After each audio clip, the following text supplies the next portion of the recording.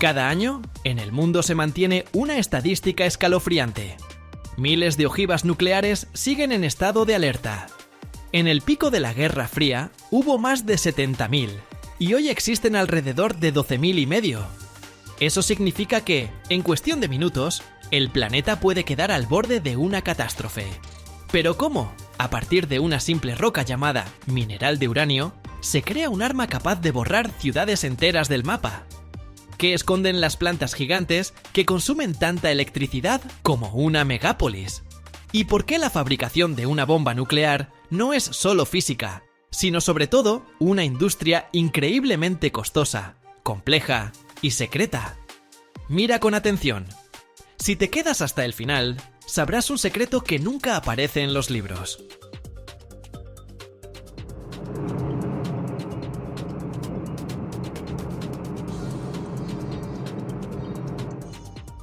En el punto más alto de la Guerra Fría, en la década de 1980, el arsenal nuclear mundial superaba las 70.000 ojivas. Hoy, gracias a los acuerdos de desarme, esa cifra se ha reducido mucho, pero sigue siendo terrible. A comienzos de este año, en el mundo hay aproximadamente 12.500 ojivas nucleares. De ellas, unas 9.600 están en depósitos militares y el resto espera su desmantelamiento. El número más inquietante, cerca de 3.800, están desplegadas en misiles y bases, es decir, en plena alerta. Eso significa que pueden lanzarse en cuestión de minutos. Todo empieza en la mina, donde se extrae el mineral de uranio. Es simplemente roca. Tras triturarlo y procesarlo químicamente, se obtiene un concentrado llamado torta amarilla.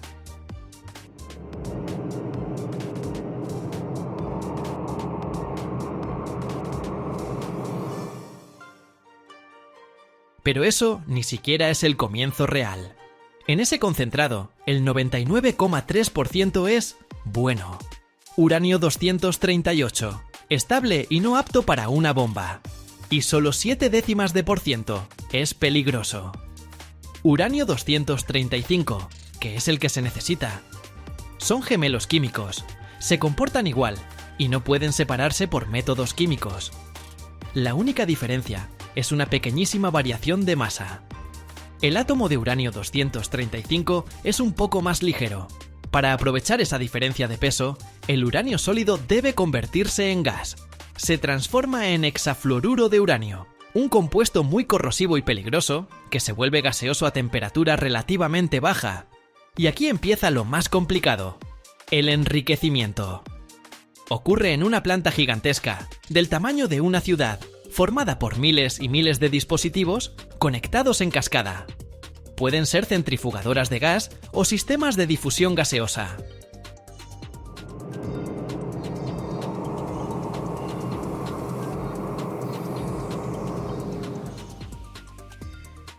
Las viejas plantas de difusión en Estados Unidos consumían tanta electricidad como una ciudad grande, solo para separar átomos lentamente.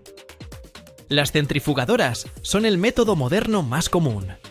Miles de cilindros altos y delgados giran a velocidad supersónica. Cuando se inyecta el gas, las moléculas más pesadas con uranio 238 se empujan hacia las paredes por la fuerza centrífuga, y las un poco más ligeras, con uranio 235, quedan cerca del centro. Luego se extrae del centro un gas ligeramente enriquecido y se envía a la siguiente centrifugadora, mientras el gas cercano a las paredes, empobrecido, se deriva aparte. La difusión gaseosa es un método extremadamente intensivo en energía. El gas bajo presión se hace pasar por miles de membranas con poros microscópicos. Las moléculas ligeras pasan apenas un poco más rápido. Es un proceso lentísimo.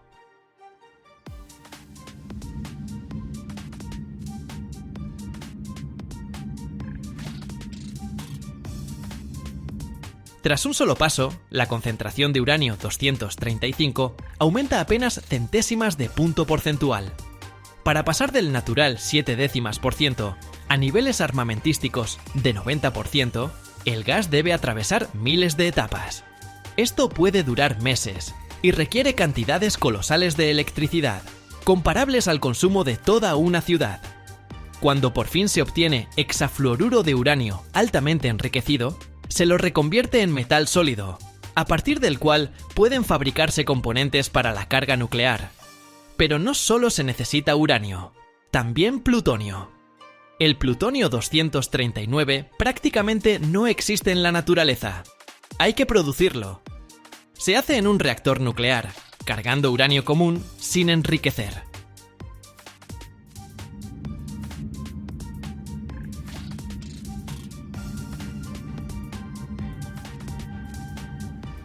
Durante la operación del reactor, los neutrones bombardean los átomos de uranio 238. Algunos capturan un neutrón y se convierten en uranio 239, inestable, que a través de varias desintegraciones pasa a plutonio 239. Al cabo de un tiempo, se retiran las barras de uranio del reactor. Entonces, son una mezcla infernal y letalmente radiactiva de uranio no consumido, plutonio y una gran cantidad de productos de fisión de alta radiactividad. Separar esa mezcla es una tarea extraordinariamente difícil. Se realiza en una planta radioquímica especializada. Todo el trabajo ocurre tras gruesas paredes de hormigón, mediante brazos manipuladores. Se disuelven las barras en ácido y, mediante procesos químicos complejos, se separa el plutonio del uranio y de los demás elementos. Es peligrosísimo por la radiación enorme.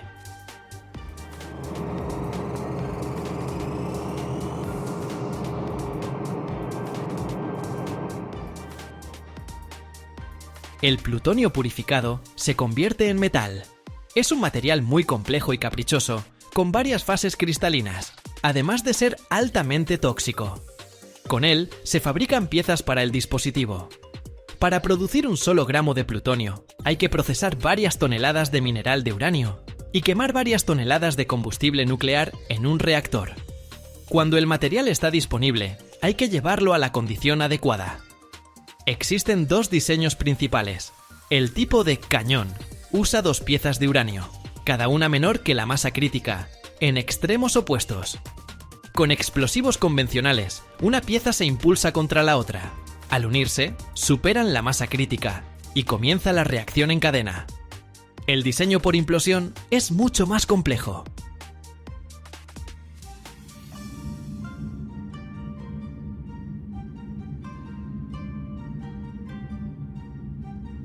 Se toma una esfera de plutonio o de uranio, también subcrítica, rodeada por una capa perfectamente simétrica de explosivos convencionales. Esos explosivos se detonan de manera simultánea en decenas de puntos, con precisión de microsegundos. La onda explosiva que converge hacia el centro comprime la esfera con enorme fuerza, aumentando su densidad. En ese estado comprimido se vuelve supercrítica y se inicia la reacción en cadena. Lograr una onda de presión tan simétrica es uno de los desafíos de ingeniería más difíciles de todo el diseño. Como ves, la fabricación de una bomba nuclear no trata tanto del ensamblaje final como de construir una infraestructura industrial gigantesca, increíblemente costosa y tecnológicamente avanzada para obtener materiales fisibles. Requiere décadas de trabajo, miles de millones de dólares, acceso a tecnologías únicas, cantidades descomunales de energía y un ejército de científicos e ingenieros altamente calificados. Esa complejidad es el principal seguro que frena la proliferación de este armamento en el mundo.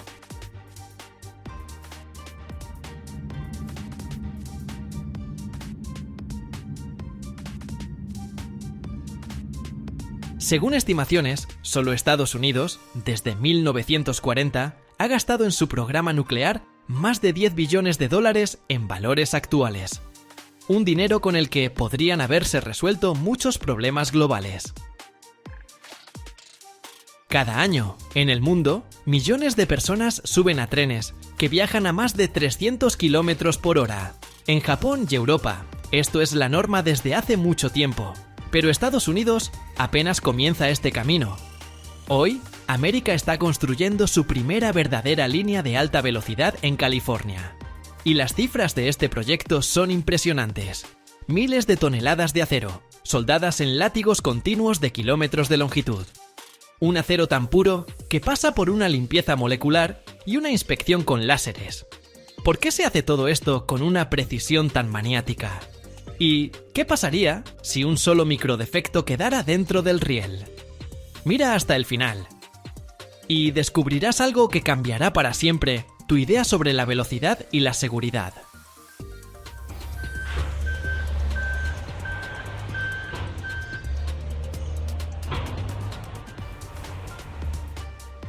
Estados Unidos es un novato en el club de los verdaderos ferrocarriles de alta velocidad. A diferencia de Europa o Japón, donde los trenes llevan años volando a más de 300 km por hora, en América por ahora solo hay una línea que se puede llamar de alta velocidad, el Acela Express en la costa este. Pero incluso este alcanza su velocidad máxima de 240 km por hora solo en tramos cortos y especialmente modernizados. La mayor parte del trayecto viaja mucho más lento debido a la infraestructura antigua. Pero la verdadera revolución está ocurriendo ahora mismo en California. Allí están construyendo la primera línea de alta velocidad real del país, diseñada para velocidades de más de 350 km por hora. Y aquí es donde las cifras se vuelven verdaderamente cósmicas, porque para tal velocidad se necesitan no solo rieles, sino una obra maestra de la ingeniería.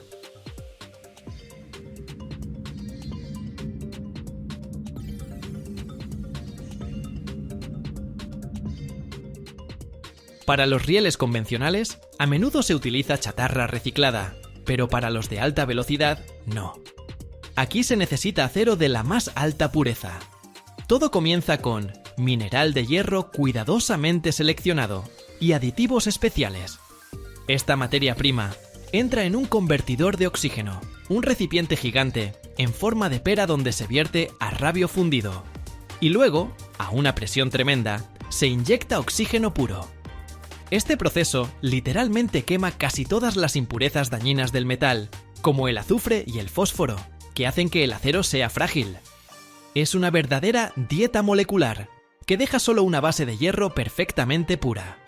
Luego, a esta masa fundida, se le añade una cantidad exactamente medida de vitaminas, elementos de aleación. Manganeso, que proporciona una increíble resistencia al desgaste. Cromo, que protege contra la corrosión. Y vanadio o molibdeno, que hacen que la estructura del acero sea de grano fino, y por lo tanto mucho más resistente.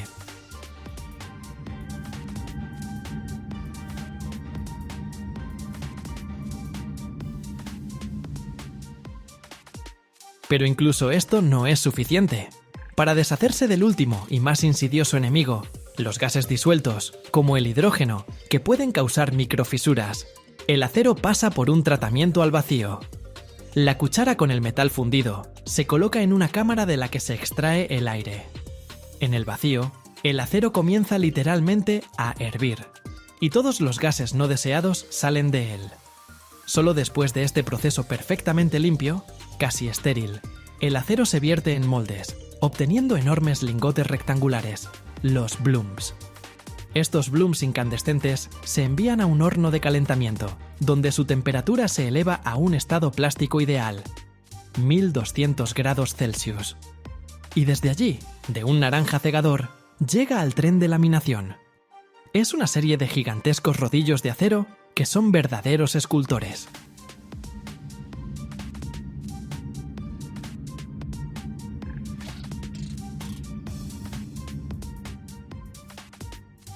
Al pasar a través de decenas de pares de estos rodillos, cada uno con su propia calibración única, el bloque sin forma se estira ante nuestros ojos y gradualmente adquiere el perfil familiar de un riel.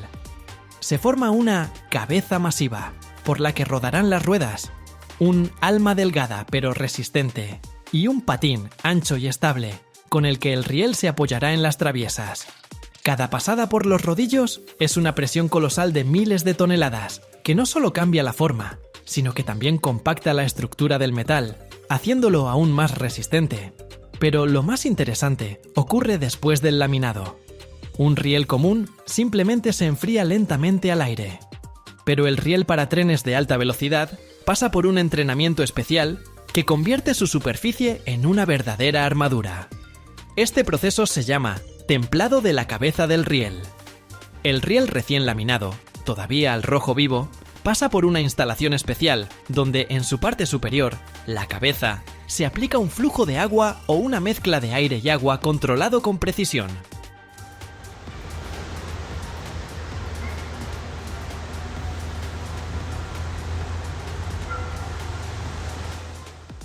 Esto provoca un enfriamiento brusco y de choque solo en la capa superficial.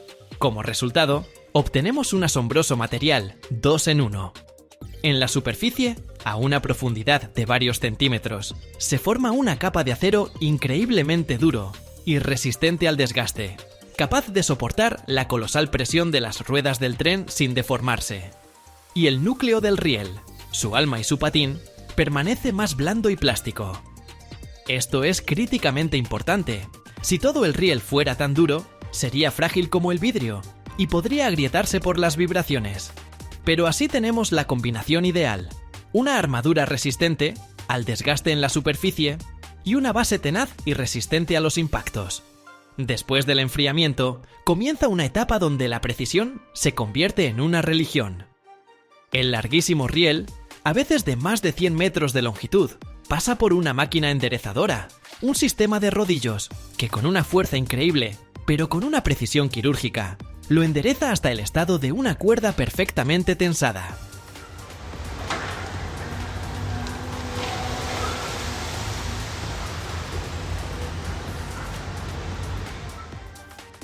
Cualquier desviación, incluso de 1 milímetro, a una velocidad de 300 km por hora, se convertiría en una vibración peligrosa. Y aquí es donde entran en juego los láseres y el ultrasonido. Cada metro del riel es escaneado por sensores láser que comprueban su geometría, altura, ancho de la cabeza, simetría del perfil, con una precisión de centésimas de milímetro. Es como tomar medidas para un traje de élite, solo que para un gigante de acero. Paralelamente, a lo largo del riel, se mueve un detector de defectos por ultrasonido. Envía ondas sonoras al interior del metal y analiza su reflejo, buscando cualquier defecto interno oculto. Microfisuras, burbujas o impurezas invisibles al ojo. Cualquier riel que tenga el más mínimo defecto es rechazado sin piedad.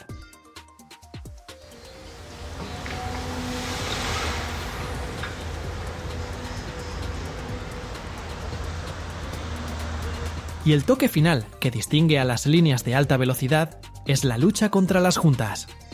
El familiar tatán es el sonido de las ruedas pasando por el espacio entre dos rieles. A alta velocidad, este impacto se convierte en una fuerza destructiva. Por eso, estos largos rieles de 100 metros se llevan a bases de soldadura especiales, donde se unen en látigos interminables de kilómetros de longitud. Esto se hace mediante soldadura por contacto. Los extremos de dos rieles se presionan, se les pasa una enorme corriente eléctrica que calienta el metal hasta un estado de plasticidad, y luego se comprimen con una fuerza tremenda, literalmente fundiéndolos uno con el otro. Luego, la soldadura se pule cuidadosamente hasta obtener una suavidad perfecta, y se vuelve a comprobar con ultrasonido. Y solo estas cintas de acero perfectamente lisas, sin costuras, increíblemente resistentes y verificadas en cada micra, enrolladas en plataformas ferroviarias especiales como hilos en una bobina, están listas para partir a su lugar, para convertirse en el camino silencioso pero impecable para los trenes más rápidos del planeta.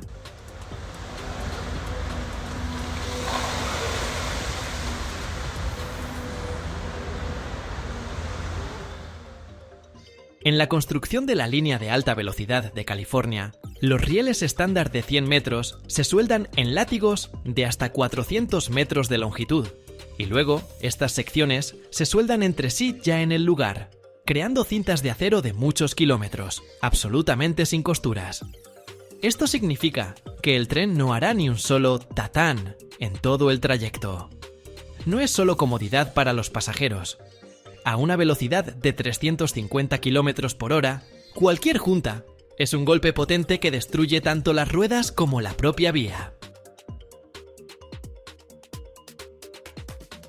Cada año, en el mundo, se instalan miles de grúas torre, verdaderos gigantes de acero sin los cuales sería imposible imaginar la construcción de rascacielos.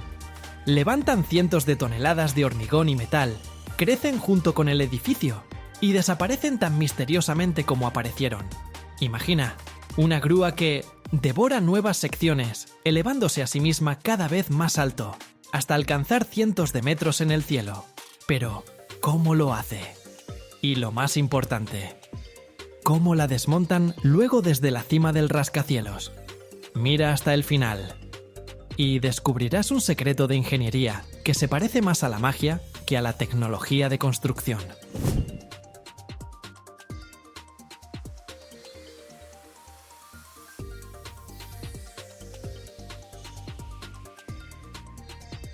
La construcción de un rascacielos es un proceso complejo y de múltiples etapas. La grúa, que realiza el trabajo principal de levantar los elementos pesados de la estructura, debe crecer junto con el edificio. Todo comienza con la base, los cimientos.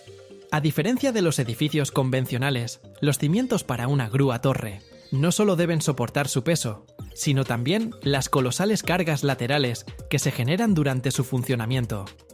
Los ingenieros calculan los cimientos teniendo en cuenta el tipo de suelo, el peso de la grúa y la carga máxima que levantará.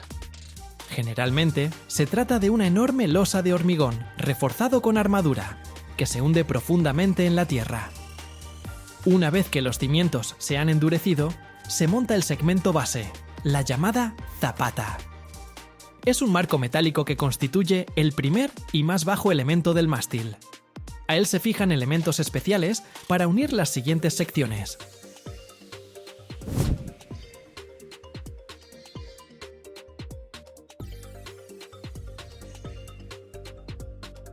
En esta etapa también se instala el marco de apoyo, una cruz de acero que garantiza la estabilidad de la grúa. A este marco también se le acoplan los mecanismos hidráulicos responsables de la autoelevación. La parte principal de la grúa es su mástil, que consta de secciones individuales, generalmente de 3 a 6 metros de longitud. Estas secciones se transportan a la obra en camiones. El proceso de montaje se realiza por etapas, y aquí es donde empieza lo más interesante. Las 4 o 5 secciones iniciales se ensamblan con la ayuda de una pequeña grúa móvil u otro mecanismo de elevación. Una vez montada la primera parte, se instala sobre ella la plataforma giratoria, con la cabina del operador, los contrapesos y la pluma. Pero, ¿cómo se eleva la grúa a sí misma para añadir las siguientes secciones? Aquí es donde entra en juego la magia de la tecnología de autoelevación.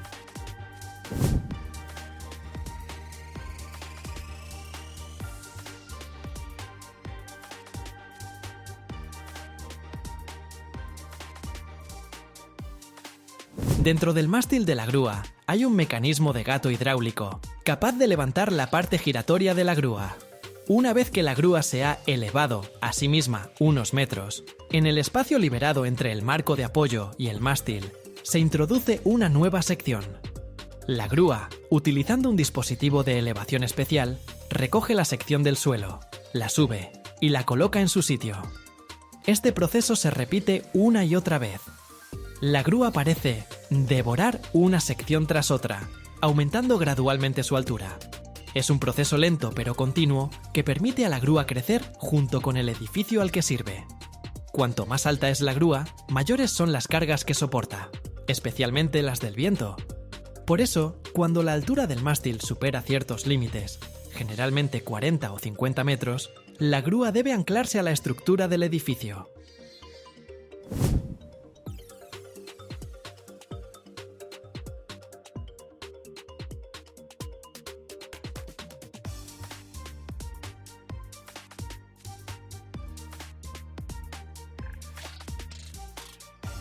Esto se hace mediante soportes de acero especiales que se fijan a los forjados de hormigón o a las estructuras metálicas del edificio. Generalmente, estos anclajes se colocan cada 30 metros. Esto garantiza la estabilidad, evita el balanceo y, en última instancia, hace que el trabajo de la grúa sea seguro. Para la construcción de rascacielos se utilizan modelos específicos de grúas. Su particularidad es la impresionante altura y la resistencia de los materiales.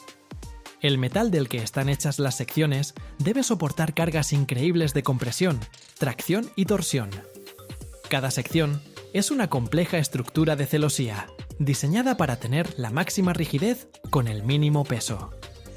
Otro detalle importante es el sistema de control. Debe ser extremadamente preciso, ya que el operador tiene que manejar una carga que puede estar a cientos de metros de distancia.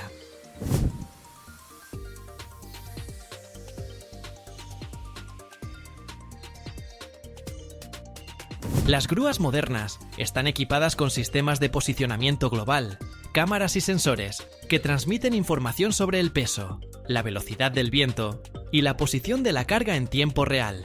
Cuando la construcción ha terminado y el rascacielos está listo, llega la etapa final, no menos compleja, el desmontaje de la grúa. Es un proceso inverso que requiere aún más precaución. Si la grúa estaba anclada al edificio, estos anclajes se retiran de arriba hacia abajo. Luego, utilizando el mismo mecanismo, la grúa comienza a desmontarse a sí misma. Baja la plataforma giratoria, desconecta las secciones y las baja al suelo. Sin embargo, cuando la grúa se vuelve demasiado baja para realizar estas acciones, surge la pregunta: ¿cómo se desmontan las últimas secciones? Aquí los ingenieros recurren a dos métodos principales: uso de otra grúa más pequeña. En la mayoría de los casos, en el techo del rascacielos se sube de antemano una grúa trepadora más pequeña, capaz de desmontar la principal.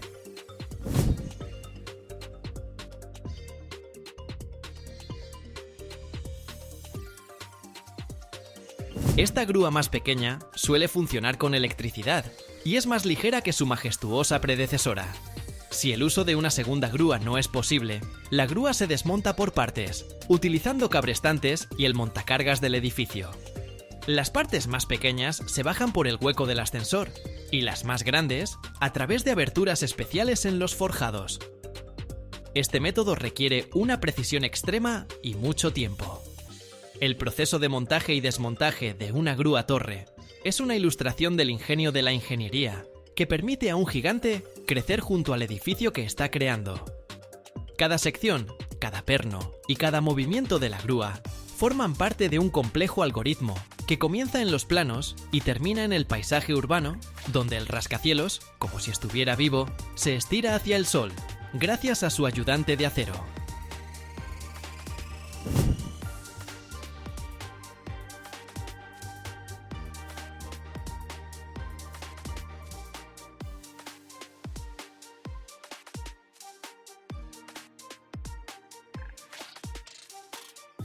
La grúa torre más grande del mundo. Hoy en día, una de las más potentes se considera la grúa Kroll K10000. Su capacidad máxima de elevación alcanza las 120 toneladas y su altura puede superar los 100 metros. Generalmente, estos gigantes se utilizan para la construcción de centrales nucleares o grandes instalaciones industriales. La grúa torre más alta del mundo se utilizó para la construcción del rascacielos Burj Khalifa en Dubái. Su altura de trabajo alcanzó los 828 metros y se considera uno de los proyectos de ingeniería más complejos de la historia. El proceso de su desmontaje duró varios meses y para desmontar las secciones superiores se utilizó una grúa especial tipo araña, diseñada por los ingenieros específicamente para este proyecto.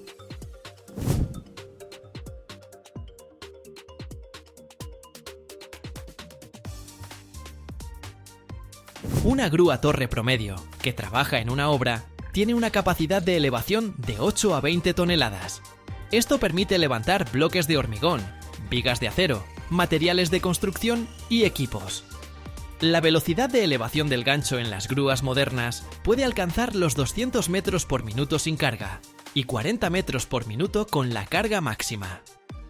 Esto permite mover materiales de manera eficiente a grandes alturas, acelerando significativamente el ritmo de la construcción.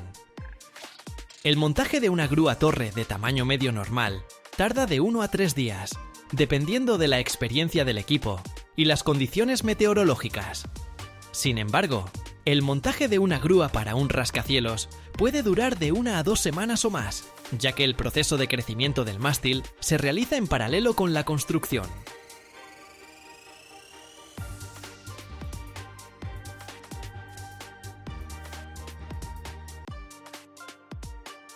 Imagina un hilo.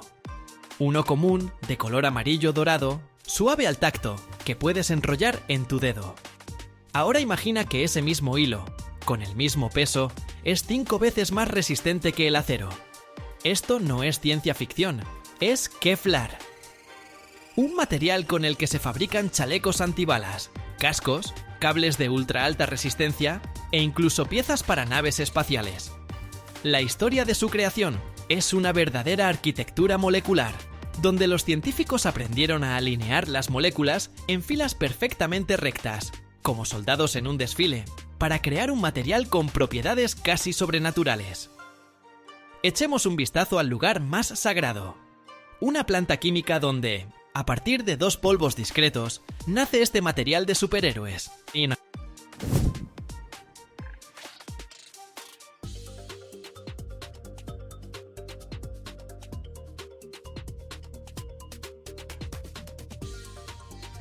Todo comienza, no con fuego ni con roca fundida, sino en el silencio de un laboratorio y en gigantescos reactores de acero inoxidable. Tenemos 2 protagonistas, 2 componentes químicos que parecen bastante aburridos. El primero es un polvo. El segundo, una sustancia parecida a cristales aciculares llamada cloruro de tereftaloilo. Este es nuestro Lego molecular. Imagina que la primera molécula tiene 2 manos y la segunda 2 ganchos. La tarea consiste en hacer que se den la mano y formen una cadena increíblemente larga y resistente. Este proceso se llama polimerización. En un reactor enorme y perfectamente limpio, se cargan estos 2 polvos y se añade un disolvente especial para que puedan moverse y encontrarse. Luego, el reactor comienza a agitarse. Y aquí ocurre la reacción química.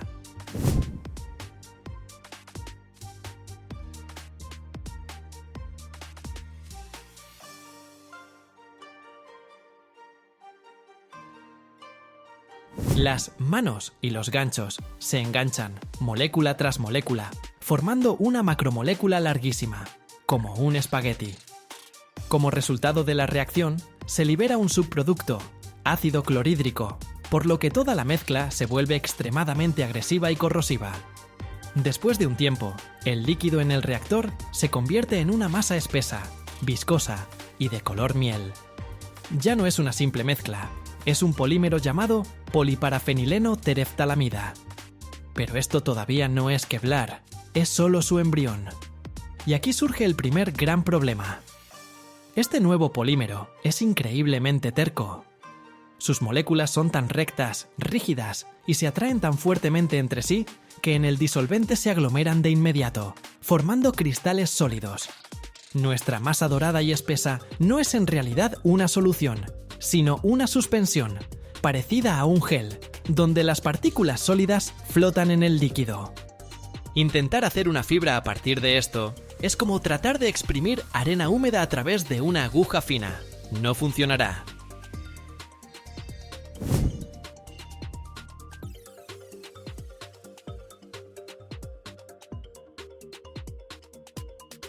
Para convertir este gel en algo de lo que se pueda estirar un hilo, es necesario disolverlo por completo. Pero, ¿cómo disolver algo que es casi insoluble en todo? Para ello se necesita un superdisolvente. Y los científicos lo encontraron. Es ácido sulfúrico concentrado. Imagina, para domar este polímero ultra resistente, hay que sumergirlo en una de las sustancias más corrosivas y peligrosas conocidas por el hombre. La masa polimérica espesa se mezcla con cuidado, sobludea todas las medidas de seguridad, con ácido sulfúrico frío y concentrado. Y ocurre un milagro. El ácido rompe los débiles enlaces entre las cadenas, obligándolas a soltarse mutuamente y a dispersarse en la solución. Pero lo más importante es que las moléculas rígidas y en forma de varilla del Kevlar, en esta solución, no se comportan de forma caótica, como los polímeros comunes, sino que forman lo que se llama una solución de cristal líquido.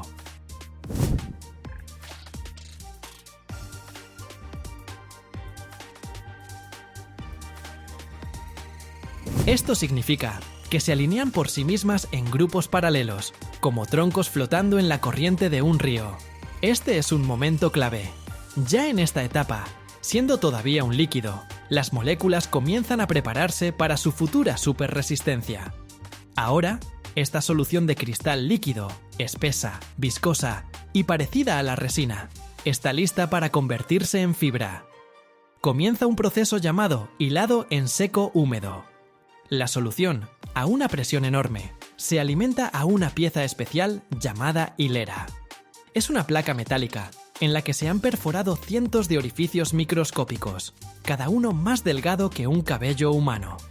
La solución se fuerza a través de estos orificios con una fuerza increíble, y del otro lado aparecen cientos de los más finos y brillantes chorros. Pero no salen simplemente al aire.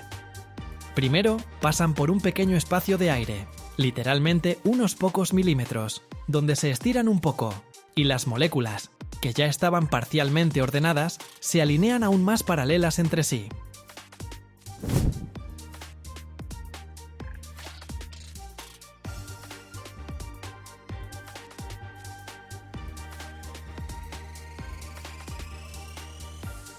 Y luego, estos hilos aún líquidos caen inmediatamente en un baño de coagulación.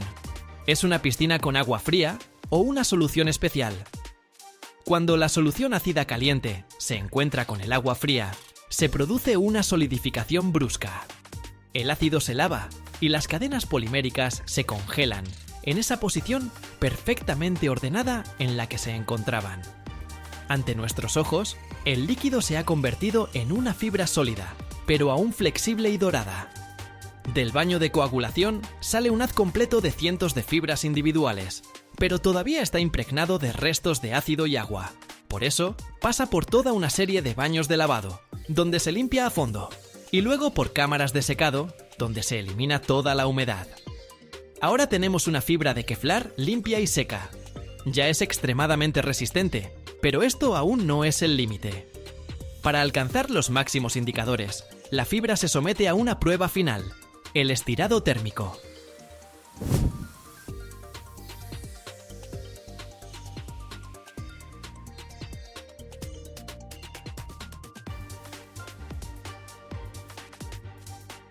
El haz de fibras se calienta a alta temperatura, 300 o 400 grados Celsius, para hacerlo un poco plástico, y se pasa por un sistema de rodillos que giran a diferentes velocidades. Los siguientes rodillos giran más rápido que los anteriores, lo que obliga a la fibra a estirarse. Este estiramiento final hace algo increíble a nivel molecular. Elimina cualquier último defecto de orientación, obligando a absolutamente todas las largas y rígidas cadenas moleculares a alinearse en líneas perfectamente paralelas a lo largo del eje de la fibra. Se empaquetan tan densa y ordenadamente como es posible. Toda la fuerza de miles de millones de enlaces intermoleculares ahora trabaja en una sola dirección. Es como comparar un montón de pajitas esparcidas con una cuerda fuertemente retorcida hecha de las mismas pajitas. Es este orden perfecto el que le da al Kevlar su legendaria resistencia a la tracción.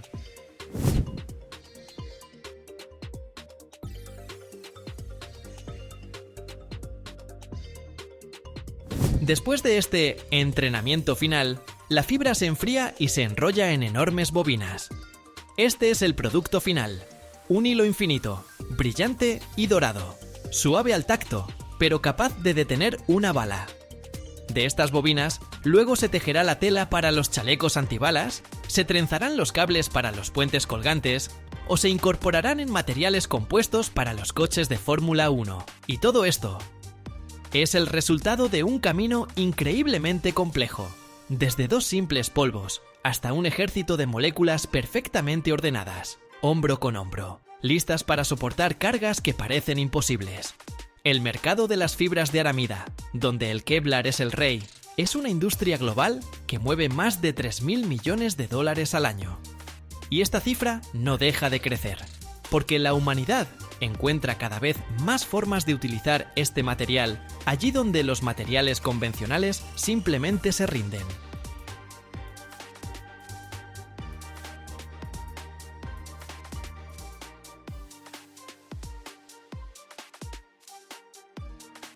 Cada año, en el mundo, se funden más de 1.000 millones de toneladas de arrabio. Pero, ¿de dónde viene este metal ardiente? Imagina un horno gigante, tan alto como un edificio de 35 pisos, que nunca duerme. Sus entrañas brillan como el núcleo de la Tierra, y la temperatura alcanza los 2000 grados. Es un alto horno. Aquí no solo se funde metal, aquí nace el corazón de la industria. Pero hay un secreto, que solo conocen aquellos que están junto a la piquera. Si te quedas hasta el final, descubrirás qué sucede realmente en el centro mismo de esta fortaleza en llamas, y por qué eso lo cambia todo.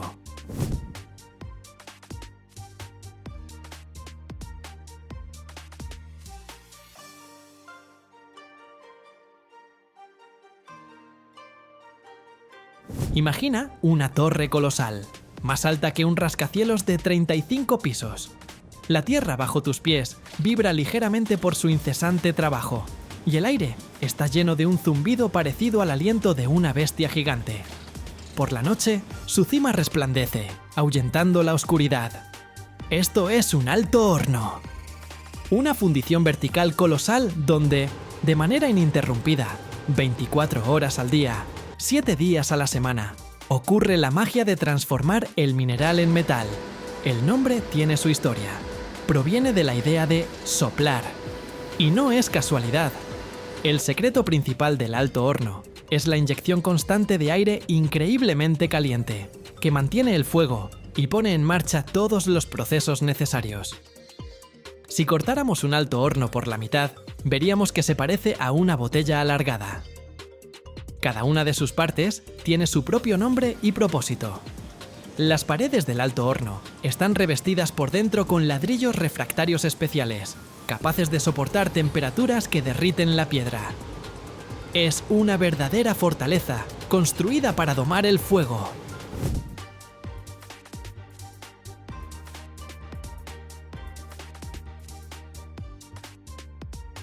¿Y qué se echa en esta garganta de fuego?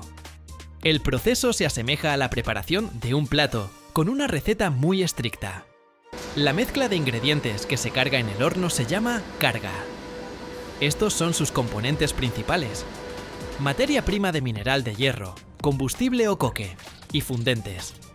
Estos tres componentes se cargan en el horno en capas estrictamente definidas. Una capa de coque, luego una capa de materia prima mineral con fundentes, de nuevo coque, y así sucesivamente. Cada pocos minutos se envía al horno una nueva porción que pesa decenas de toneladas. La materia prima de mineral de hierro es la base de todo. Generalmente, no se utiliza simplemente el mineral extraído de la tierra, sino aglomerado o pellas especialmente preparadas. Se trata de mineral fino sinterizado o bolas enrolladas de concentrado de mineral. La tarea principal es que la materia prima contenga la mayor cantidad posible de compuestos de hierro con oxígeno, de los cuales luego habrá que extraer ese oxígeno. El coque es carbón de piedra tostado en hornos especiales sin acceso de aire. Después de este tratamiento, se vuelve fuerte, poroso y arde liberando una enorme cantidad de calor. Pero su papel no termina ahí.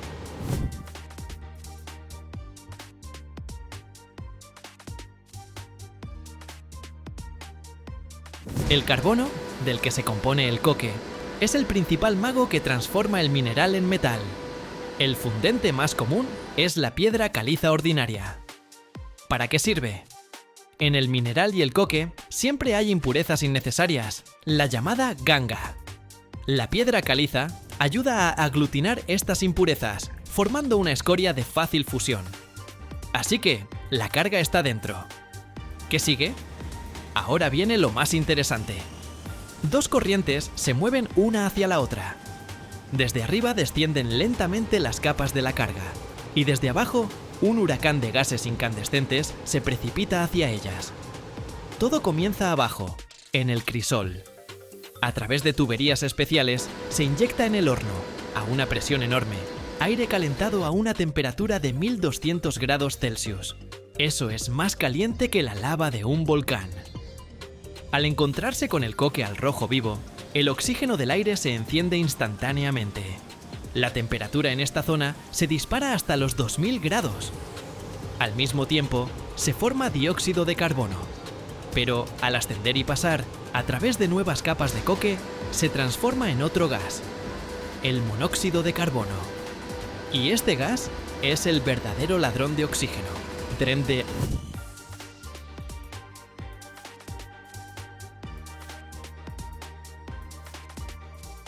Subiendo cada vez más por la cuba del horno, esta corriente de gases incandescentes envuelve los trozos de mineral y comienza a arrancarles ávidamente el oxígeno, dejando hierro reducido y esponjoso. El hierro reducido continúa su viaje hacia abajo, a zonas cada vez más calientes. Pasa a través de las capas incandescentes de coque y, como una esponja, comienza a absorber su carbono. Y aquí ocurre algo asombroso. El hierro puro se funde a una temperatura muy alta, de 1539 grados, pero la saturación con carbono reduce drásticamente esa temperatura. Por eso, en el alto horno no se produce hierro puro, sino su aleación con carbono, el arrabio, que se vuelve líquido ya a los 1200 grados. Aproximadamente cada 40 o 60 minutos, en la parte inferior del horno, se acumula una cantidad suficiente de productos líquidos. Llega el clímax, un espectáculo fascinante. El operario del alto horno, con la ayuda de un taladro especial, abre un orificio en la pared del horno, la piquera.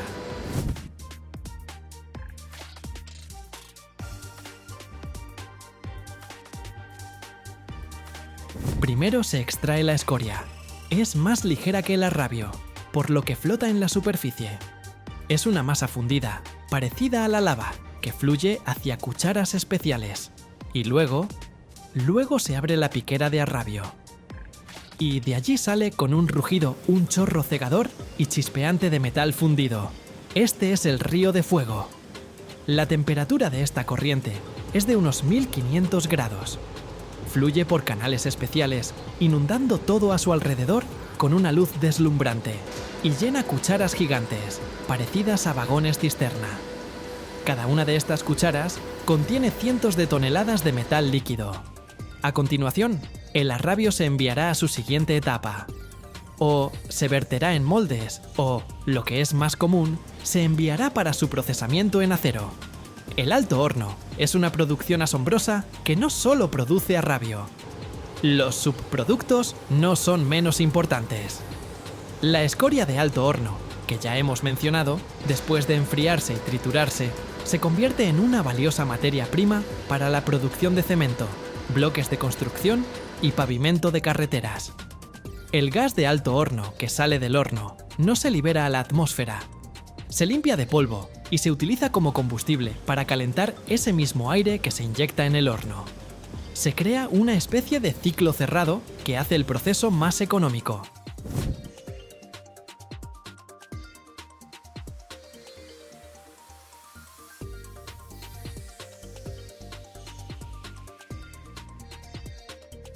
Sin duda, la metalurgia es un serio desafío para el medio ambiente. Sin embargo, las tecnologías modernas no se detienen. Durante la modernización de los altos hornos, se instalan potentes filtros y sistemas de limpieza que capturan el polvo y los gases nocivos. Científicos e ingenieros de todo el mundo trabajan en la creación de tecnologías verdes. Por ejemplo, el uso de hidrógeno en lugar de coque, para hacer la producción de metal más limpia. Pero por ahora, el alto horno sigue siendo la reina de la metalurgia. Y cada vez que veas un puente, un rascacielos o un tren, recuerda a estos gigantes de fuego y a las personas que doman los ríos de fuego para darle al mundo una base fuerte y fiable. Durante 75 años, desde finales del siglo XIX hasta la década de 1970, Estados Unidos fue el líder mundial indiscutible en la producción de arrabio, acero y productos laminados. En este periodo, la siderurgia estadounidense no era solo un sector de la industria, sino la clave o el barómetro de la economía estadounidense. En la década de 1920, por ejemplo, el país producía aproximadamente la mitad del arrabio mundial. Imagina, una de cada 2 toneladas de este metal estratégico en el mundo nacía precisamente en los hornos de fundición estadounidenses.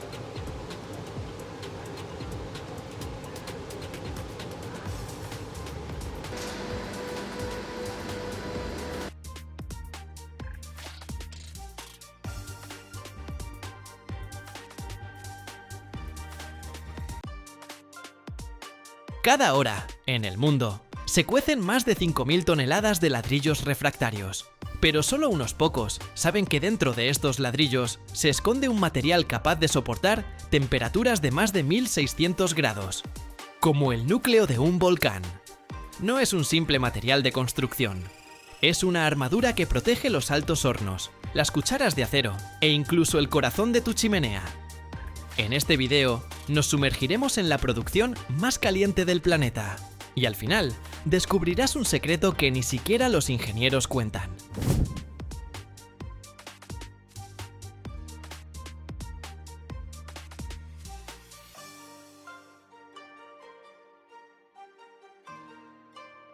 En la base de todo no se encuentra la arcilla común que se usa para los ladrillos de construcción, sino una variedad especial, la refractaria o caolinítica. Su singularidad reside en su composición química, donde dominan dos óxidos, el óxido de aluminio y el dióxido de silicio.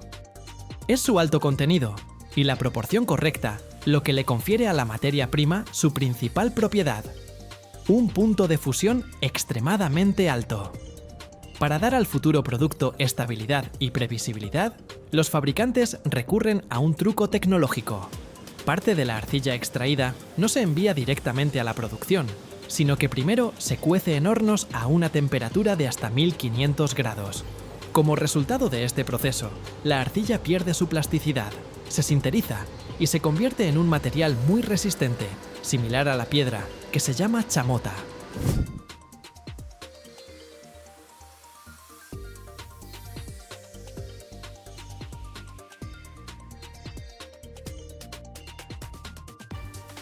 Esta chamota ya preparada se tritura y se utiliza como componente principal, añadiéndole una cierta cantidad de arcilla fresca y plástica, que actuará como aglutinante.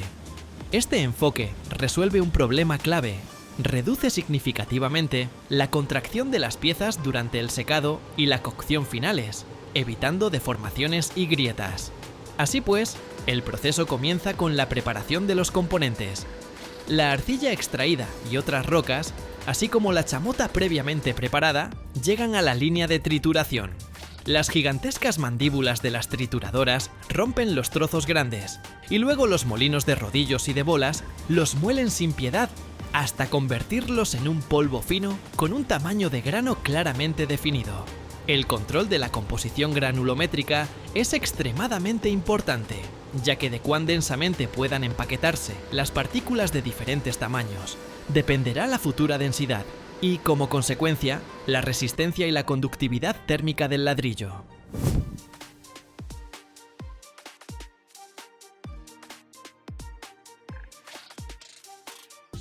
Después de la trituración, sistemas de dosificación automatizados pesan cada componente: polvo de chamota, polvo de arcilla, agua y otros posibles aditivos, con precisión informática, según la receta para un tipo específico de refractario. Toda esta mezcla se envía a potentes mezcladoras, donde se remueve intensamente hasta formar una masa absolutamente homogénea, conocida como carga. A continuación, la masa informe debe adquirir sus contornos. El método más común es el prensado semiseco. La carga, que contiene una cantidad mínima de humedad, se introduce en moldes metálicos de alta resistencia. Luego, una prensa ejerce sobre ella una fuerza enorme, medida en cientos de toneladas, comprimiendo la masa en la matriz de acero. Gracias a esta presión colosal, las partículas se acercan al máximo, expulsando el aire, y a la salida obtenemos un bloque denso y liso con una geometría perfecta: el ladrillo en crudo. Aunque ya tiene su forma, todavía es muy frágil e inestable a la humedad.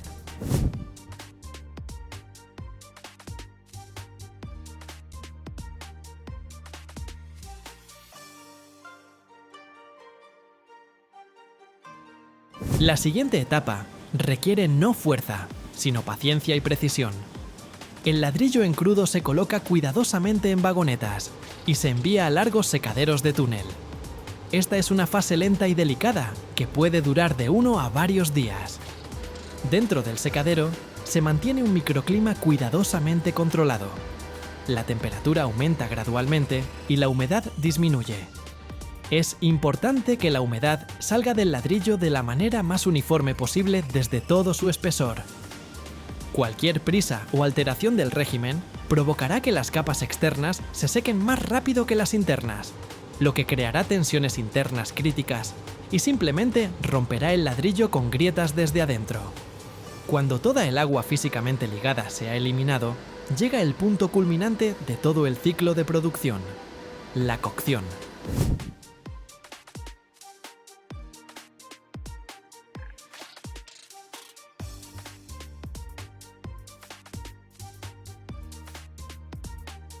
El ladrillo entra en el túnel de fuego del horno, donde le espera una verdadera transformación.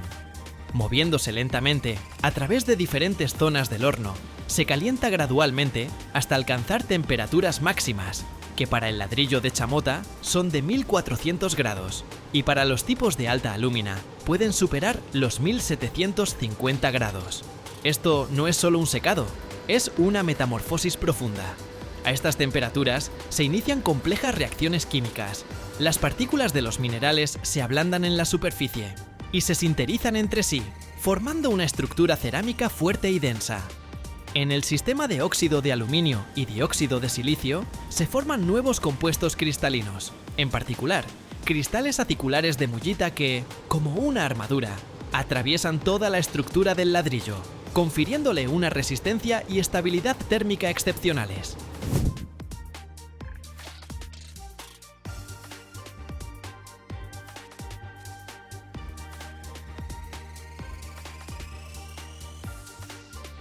Tras pasar el pico de calentamiento, el ladrillo atraviesa igualmente despacio la zona de enfriamiento.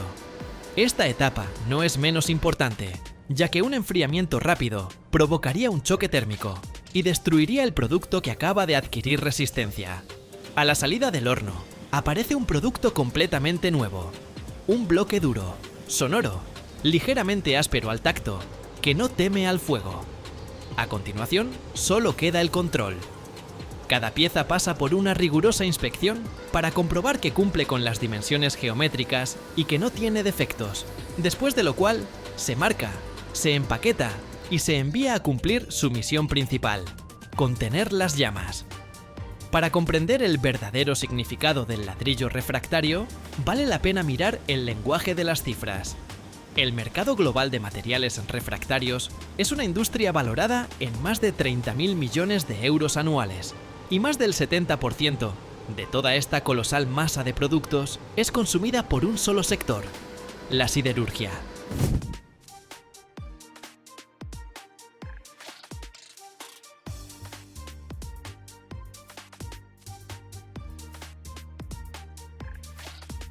Solo para el revestimiento protector interno de un gran alto horno se pueden necesitar de 2.000 a 4.000 toneladas de refractarios y una sola cuchara de colada de acero, en la que se transportan cientos de toneladas de metal líquido, consume varios juegos de revestimiento al año.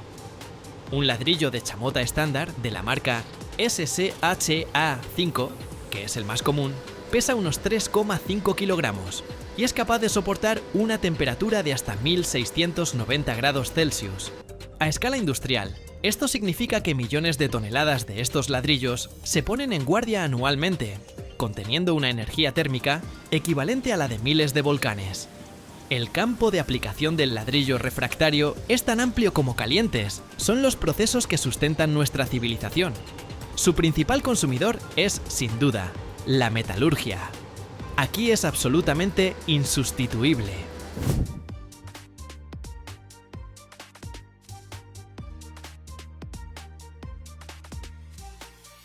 Con ladrillos refractarios se revisten por dentro los altos hornos, donde del mineral nace el arrabio.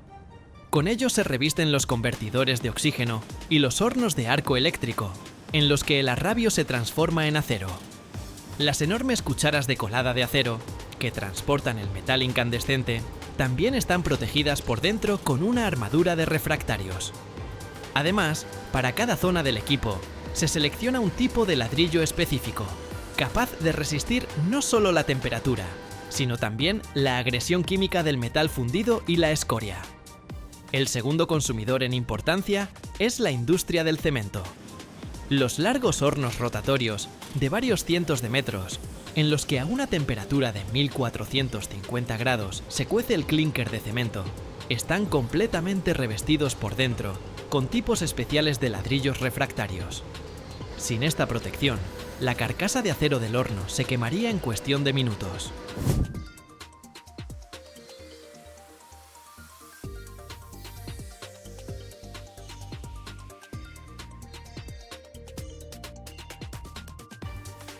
La industria del vidrio tampoco puede existir sin los refractarios.